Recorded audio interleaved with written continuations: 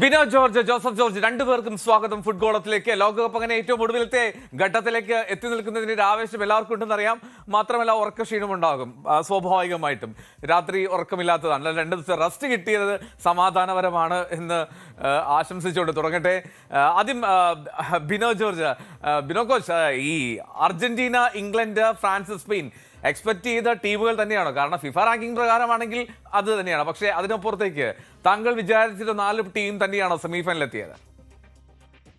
തീർച്ചയായിട്ടും നമുക്ക് മനസ്സിലാക്കാൻ കഴിഞ്ഞത് തീർച്ചയായിട്ടും ഈ 4 ടീമിന്റെ പെർഫോമൻസ് കൊണ്ട് തന്നെയാണ് അവരെ മുന്നോട്ട് എത്തിയത്. അപ്പോ അതിൽ യാതൊരു ഡൗട്ടും ഇല്ല എന്നുള്ളതാണ് എനിക്കും മനസ്സിലാക്കാൻ കഴിഞ്ഞത്. ഇതില് നമുക്കറിയാലോ, ഇപ്പോ ഇംഗ്ലണ്ട് ആയിക്കോട്ടെ, ഇംഗ്ലണ്ടിന്റെ കോച്ച് തോമസ് ടുക്കല് ഇപ്രാവശ്യം ചാർജ് എടുത്തതിന് ശേഷം ഒളിഫെയിം ആയിക്കോട്ടെ, അവരെ ആ ഒരു പ്രിപ്പറേഷൻ തന്നെയാണ് ഫോക്കസ് ചെയ്തിട്ട് തന്നെയാണ് അവർ വന്നിട്ടുള്ളത്. അതുപോലെ തന്നെ ഫ്രാൻസിന്റെ കോച്ച് ആയിക്കോട്ടെ, ഈ പറഞ്ഞ 4 ടീമും എന്തുകൊണ്ടും അർഹത തന്നെയാണ് കളിക്കാൻ വേണ്ടിയിട്ട്. ഓക്കെ, നമുക്ക് എന്തായാലും ആദ്യ സെമിയിലെ 2 ടീമുകൾ തുടങ്ങാം. നമ്മൾ പ്രധാനമായും ഇന്ന് 2 ടീമുകളുടെയും ഓരോരോ ടീമുകളുടെയും ശക്തിയും ദൗർബല്യങ്ങളും സംസാരിച്ചു പോകാമെന്ന് തോന്നുന്നു. കാരണം സെമിഫൈനലിലേക്ക് അടുക്കുകയാണ്. ആദ്യം നമുക്ക് സ്പെയിൻ ഫ്രാൻസ് മത്സരത്തിലേക്ക് പോകാം. സ്പെയിനും ഫ്രാൻസും. ആദ്യം ഞാൻ നിലവിലെ റണ്ണേഴ്സ് അപ്പ് ആയിട്ടുള്ള ഫ്രാൻസിനെ എടുക്കാം. ബിനോ ജോർജ്, താങ്കൾക്ക് എന്താണ് തോന്നുന്നത്? ഈ ഫ്രാൻസിന്റെ കരുത്ത്, അവരുടെ വേഗം, ഒപ്പം കൗണ്ടർ അറ്റാക്കിലുള്ള ട്രാൻസിഷൻസ്, ഇതൊക്കെയാണ്.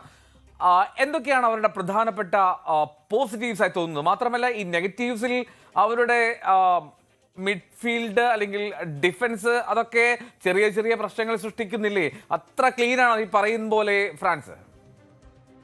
അല്ല, താങ്കള് സൂചിപ്പിച്ച പോലെ തന്നെ എന്റെ കാഴ്ചപ്പാടിൽ ഞാൻ കണ്ടത് എന്താന്ന് വെച്ച് കഴിഞ്ഞാല്, മറ്റുള്ള ടീമുകളുടെ പോലെയല്ല ഫ്രാൻസ്. അവര് ഡയറക്റ്റ് അറ്റാക്കാണ്. അത് മാത്രമല്ല, അവരുടെ ഓരോ കളി നമ്മളെടുത്ത് പരിശോധിക്കുകയാണെങ്കിൽ ഷോട്ട് ഓൺ ടാർഗറ്റ് വളരെയധികം കൂടുതലാണ്. അതായത് സ്പെയിൻ ആയിക്കോട്ടെ, അർജന്റീന ആയിക്കോട്ടെ, ഇവരൊക്കെ ബോൾ പൊസഷൻ വെച്ചിട്ട്, അതായത് അറ്റാക്കിംഗ് തേർഡിൽ വന്ന് മിക്ക ടീമുകളും ഒരു ഡീപ്പ് ഡിഫൻസ് കളിക്കുമ്പോൾ അതിന്റെ മുമ്പിൽ കിടന്നിട്ട് ഒരു ടിക്കറ്റാക്ക സ്റ്റൈൽ അല്ലെങ്കിൽ ഒരു ബോൾ പൊസഷൻ വെച്ച് കളിക്കുന്നതാണ് നമ്മൾ കൂടുതൽ കാണാൻ നമുക്ക് സാധിച്ചത്. പക്ഷെ ഫ്രാൻസിനെ സംബന്ധിച്ചിടത്തോളം ഡെംബെല്ലെ ആയിക്കോട്ടെ, അതല്ലെങ്കിൽ എംബാംബെ ആയിക്കോട്ടെ, അല്ലെങ്കിൽ ഓജി ആയിക്കോട്ടെ, ഇവരൊക്കെ ഷോട്ട് ഓൺ ടാർഗറ്റ് ആണ്. ഡയറക്റ്റ് പോസ്റ്റിലേക്ക് നമുക്ക് കാണാൻ കഴിയും. ഒരുപാട് ഷോട്ടുകളാണ് പോസ്റ്റിലേക്ക്. അത് തന്നെയാണ് അവരുടെ ഏറ്റവും വലിയ അറ്റാക്കിന്റെ എന്റെ മനസ്സിൽ ഞാൻ കാണാൻ എനിക്ക് സാധിച്ചത്.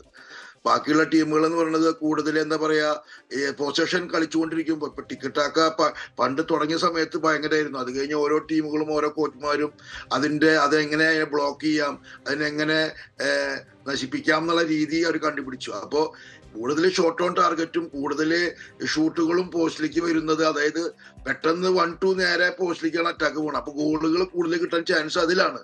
പിന്നെ നമുക്ക് ഇവിടെ 3 ഗോള് കിട്ടിയാലും 4 ഗോള് തിരിച്ചടിക്കാൻ കപ്പാസിറ്റി ഉണ്ടെന്നാണ് അവിടെ കാണിക്കണത് എന്നാണ് എനിക്ക് മനസ്സിലാക്കാൻ കഴിഞ്ഞത്. റൈറ്റ്. പക്ഷെ അപ്പോഴും അവിടെയുള്ള സംശയം, ഈ ഫ്രാൻസ് ഇങ്ങനെ അറ്റാക്ക് ചെയ്യുന്നു, പക്ഷെ അവർക്ക് ഓപ്പോസിറ്റ് വരുന്നത് സ്പെയിനാണ്. സ്പെയിൻ കൂടുതലും പന്തിൽ ഡൊമിനൻസ് കീപ്പ് ചെയ്യുന്ന ഒരു കളിയാണ് പ്രകടമാക്കുന്നത്. പഴയ ടിക്കറ്റാക്കിയല്ല, പക്ഷെ ഒരു ബോൾ പൊസിഷൻ, കൂടുതൽ പന്ത് കൈവശം വെച്ച് കൂടുതൽ അറ്റാക്ക് ചെയ്യുന്ന ഒരു ഹൈബ്രിഡ് ടൈപ്പ് ഓഫ് മാച്ച്.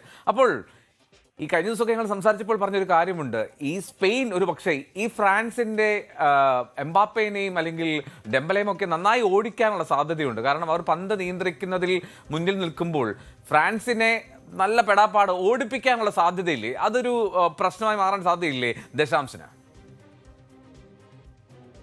തീർച്ചയായിട്ടും ഈ ഒരു സ്പെയിൻ ഫ്രാൻസ് കളിയിലെ എന്റെ കാഴ്ചപ്പാടില് അഡ്വാൻറ്റേജ് കൂടുതൽ കിട്ടാൻ ഫ്രാൻസിനായിരിക്കും. കാരണം സ്പെയിൻ ഓൾമോസ്റ്റ് ഈ ഒരു പൊസിഷൻ കളിക്കുന്നത് ഏകദേശം ഒന്നല്ലെങ്കിൽ മിഡ് ബ്ലോക്ക് ആയിരിക്കും അതിനുണ്ടാവുക, മിഡ് തേർഡിലായിരിക്കും ഉണ്ടാവുക, അല്ലെങ്കിൽ അറ്റാക്കിംഗ് തേർഡിലായിരിക്കും ഉണ്ടാവുക, ഫ്രാൻസിന്റെ ഡിഫൻസീവ് തേർഡില്. അപ്പൊ കൂടുതൽ സ്പേസ് കിട്ടാൻ ഫ്രാൻസിന്. ഒരു ബോൾ കിട്ടിയ എംബാമ്പേനെ പിടിക്കാൻ പറ്റില്ല. ഒരു ബോള് എംബാമ്പേനോ ഡിംബലിലേക്ക് കൊടുത്തു കഴിഞ്ഞാൽ സ്പെയിൻ ഓടിയത്തെ കിട്ടില്ല. നമുക്ക് കാണാൻ കഴിഞ്ഞു. നമുക്ക് കഴിഞ്ഞ മത്സരത്തില് സ്പെയിന് പോസ്റ്റില് ഗോൾ അടിച്ചേർന്നില്ല.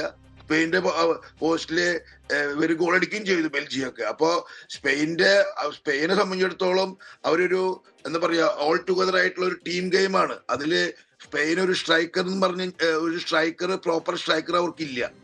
അവരുടെ ഓൾ ടുഗദറുള്ള ഒരു പാസിംഗ് ഗെയിം, അതുപോലെ ഒരുപാട് പാസുകൾ കംപ്ലീറ്റ് ആക്കുക, അതൊക്കെയാണ് നമുക്ക് കാണാൻ കഴിഞ്ഞത്. അവർക്ക് ടിപ്പിക്കലായിട്ടൊരു സ്ട്രൈക്കറോ അല്ലെങ്കിൽ ഒരു ഗോൾ സ്കോറോ ചെയ്യാൻ പറ്റിയ ഒരു ഡേഞ്ചറായ ഒരു പ്ലെയർ നമുക്ക് കാണാൻ കഴിഞ്ഞിട്ടില്ല. മുൻകാലങ്ങളിൽ ഉണ്ടായിരുന്നു. പക്ഷെ ഇങ്ങനെ ഞാൻ സ്പെയിന്റെ സ്റ്റൈൽ ഓഫ് പ്ലേ വെച്ചിട്ട് കളിക്കുമ്പോൾ ഓട്ടോമാറ്റിക്കലി ബാക്കിൽ സ്പേസ് ഓട്ടോമാറ്റിക്കലി ഉണ്ടാവും. അപ്പൊ ആ സ്പേസ് 100% ഡെംബെല്ലയും എംബാമ്പയും പോലത്തെ സ്പീഡുള്ള താരങ്ങൾ കിട്ടി കഴിഞ്ഞാൽ തൊടാൻ കിട്ടില്ല. എംബാമ്പൊക്കെ കടന്നു കഴിഞ്ഞാൽ എനിക്ക് തോന്നുന്നു ഇന്ത്യയില് 100 മീറ്ററിൽ വേണമെങ്കിൽ എംബാമ്പനെ കൊണ്ടുവരാൻ ഒരു 10-5 ഓടാൻ സാധിക്കുന്ന പ്ലെയറാണ്. തീർച്ചയായിട്ടും. ജോസഫ്, ഇപ്പോൾ ബിനോ കോച്ച് പറഞ്ഞതുപോലെ അതൊരു വല്ലാത്തൊരു ഫാക്ടറാണ്. പക്ഷേ 2 പ്രധാനപ്പെട്ട നോക്കൗട്ടുകൾ, അതായത് നേഷൻസ് ലീഗിൽ സെമി ഫൈനൽ, ഒപ്പം യൂറോ സെമി ഫൈനൽ.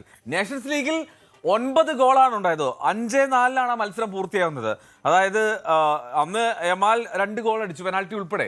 അപ്പോൾ ഈ ഗോൾ അടിക്കാനും സ്പെയിൻ അവിടെ ഫ്രാൻസിനെതിരെ കൃത്യമായിട്ടുള്ള ഒരു പദ്ധതി ഉണ്ടാക്കിയിരുന്നു. മാത്രമല്ല, ഈ കഴിഞ്ഞ ദിവസം തന്നെ യമാൽ പറഞ്ഞൊരു കാര്യമുണ്ട്. വയസ്സ് ചെറുപ്പമുള്ളൂ, 19 വയസ്സാ. ഇന്ന് ബർത്ത്ഡേ ആയിരുന്നു യമാലിന്റെ. അപ്പോൾ എനിക്ക് തോന്നുന്നു അദ്ദേഹം പറയുന്നത് ഞങ്ങൾക്ക് ഫ്രാൻസിനെ പേടിയൊന്നുമില്ല, ഫ്രാൻസ് ഞങ്ങളെയാണ് പേടിക്കേണ്ടത് എന്നാണ്. അപ്പോൾ എന്താണ് ഈ ഒരു ഹൈ സ്കോറിംഗ് മച്ചാൻ സാധ്യതയുണ്ടോ? ഇത്തവണ അങ്ങനെ ഹൈ സ്കോറിംഗ് ആവാൻ സാധ്യതയില്ല എന്നുള്ളതാണ് ഈ ലോകകപ്പിലെ ഫ്രാൻസിന്റെ അല്ല സ്പെയിനിന്റെ പ്രകടനങ്ങൾ കൊണ്ട് തോന്നുന്നത്. കാരണം സ്പെയിൻ കുറെ കൂടെ സേഫ് ആയിട്ടാണ് കളിക്കുന്നത്. അന്ന് നേഷൻസ് ലീഗിന്റെ ഒരു പ്രത്യേകത എന്ന് പറഞ്ഞു കഴിഞ്ഞാൽ അതിൽ അത്ര സീരിയസ് ആയിട്ടല്ല എടുക്കുന്നത്. അത് നഷ്ടപ്പെടാനൊന്നുമില്ല, കുറച്ചൊക്കെ പരീക്ഷണം നടത്താൻ പറ്റിയ ഒരു മേഖലയായിട്ട് കണ്ടാണ് ഒരു മേജർ കോമ്പറ്റീഷൻസിൽ, അതായത് യൂറോയിലോ അല്ലെങ്കിൽ വേൾഡ് കപ്പിൽ ഇറങ്ങുന്ന പോലെ ആയിരിക്കില്ല നേഷൻസ് ലീഗിൽ പൊതുവെ ടീമുകൾ ഇറങ്ങുന്നത്. അപ്പോൾ അങ്ങനെ ആകുമ്പോഴത്തേക്കും അവിടെ കുറച്ചുകൂടെയും അഗ്രസീവായിട്ട് കുറച്ചുകൂടെ ഫ്രീ ആയിട്ട് അറ്റാക്ക് ചെയ്യാൻ പറ്റും. അങ്ങനെ ഒരു അഡ്വാൻറ്റേജ് പൊതുവെ ടീമുകൾക്ക് കിട്ടാറുണ്ട്. അപ്പം ആ മത്സരത്തിൽ തുടക്കത്തിൽ തന്നെ ഗോൾ വീണു. അങ്ങനെ അത് വളരെ രസകരമായി. അങ്ങനെ ഒരു ഗെയിം വരികയാണെങ്കിൽ ഒത്തിരി ഗോളുകൾ ഉണ്ടെങ്കിൽ ആരാധകർക്ക് ആസ്വദിക്കാൻ ഒത്തിരി കാര്യങ്ങൾ ഉണ്ടാവും.